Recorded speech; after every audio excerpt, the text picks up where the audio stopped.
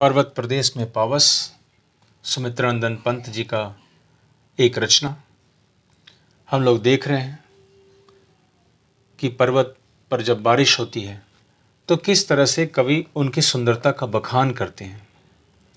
आगे का देखते हैं। गिरी का गौरव गाकर झरझर, मद में नस नस उत्तेजित कर, मोती की लड़ियों से सुंदर, झरते हैं झाग भरे निर्झर। गिरिवर के उर से उठ उठ कर, उच्चाकांक्षाओं से तरुवर, हैं झांक रहे नीरव नभ पर, अनिमेष अटल कुछ चिंता पर। गिरी का गौरव गाकर झरझर, मद में नस नस उत्तेजित कर, मोती की लड़ियों से सुंदर, झरते हैं झाग भरे निर्झर।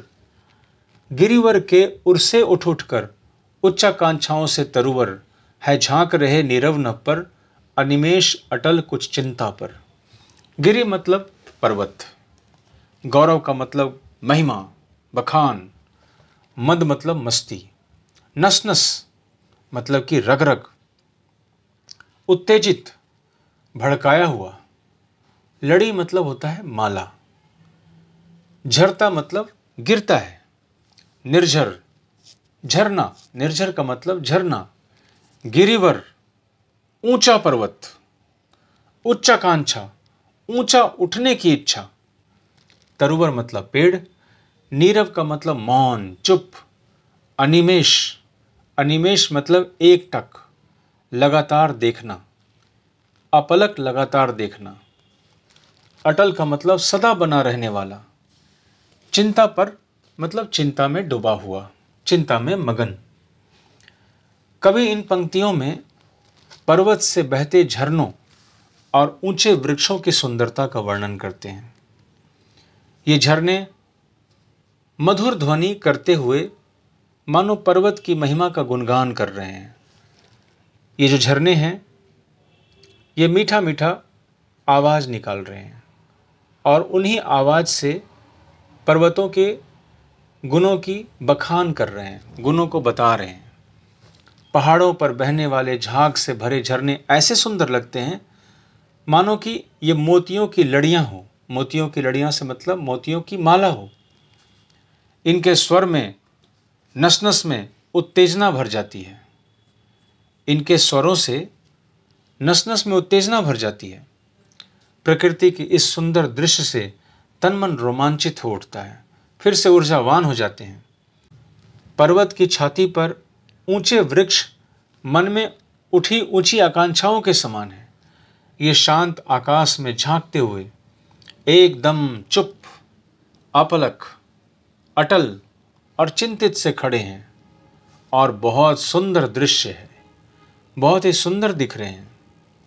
कवि इनकी व्याख्या, इनकी सुंदरता बड़े मनोरम दृश्य के तरीके से कर रहे हैं। कवि का कहना है कि पर्वत चुपचाप खड़ा होकर इन सब चीज़ों को निहार रहा है, गौर से देख रहा है, लेकिन चिंतित भी है। उड़ गया अचानक लोभ उधर, फड़का अपार पारद के पर, रवशेष रह गए हैं निर्झर, है टूट पड़ा भू पर अंबर, धस गए धरा में सभय शाल, उठ रहा धुआं जल गया ताल, यो जलद यान में विचर विचर, था इंद्र खेलता इंद्रजाल। उड़ गया अचानक लोभ उधर, फड़का अपार पारद के पर, रवशेष रह गए हैं निर्झर, है टूट पड़ा भू पर अंबर, धस गए धरा में सभय शाल, उठ रहा धुआं जल गया ताल, यो जलद यान में विचर विचर, था इंद्र खेलता इंद्रजाल। भूधर मतलब होता है पहाड़, अपार मतलब बहुत ज्यादा, पारद के पर यानी पारे के समान सफेद चमकीले पंख,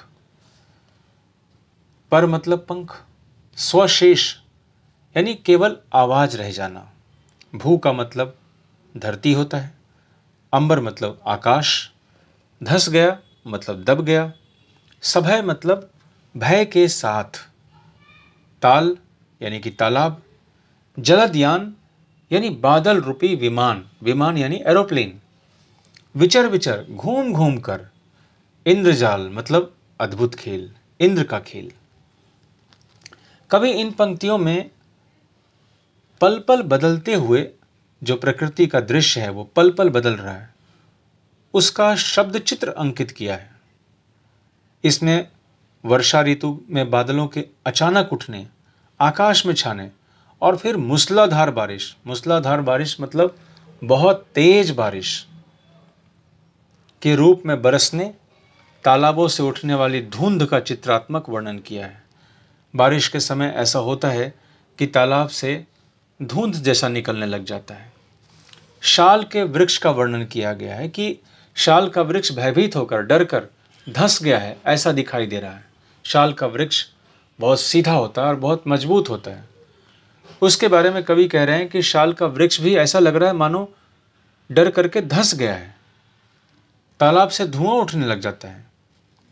इस प्रकार इस तरह का प्रतीत हो रहा है मानो इंद्र भी अपनी जादूगरी का खेल दिखाता हुआ इधर उधर घूम रहे हैं, मानो ये सारे काम इंद्र ही कर रहे हैं।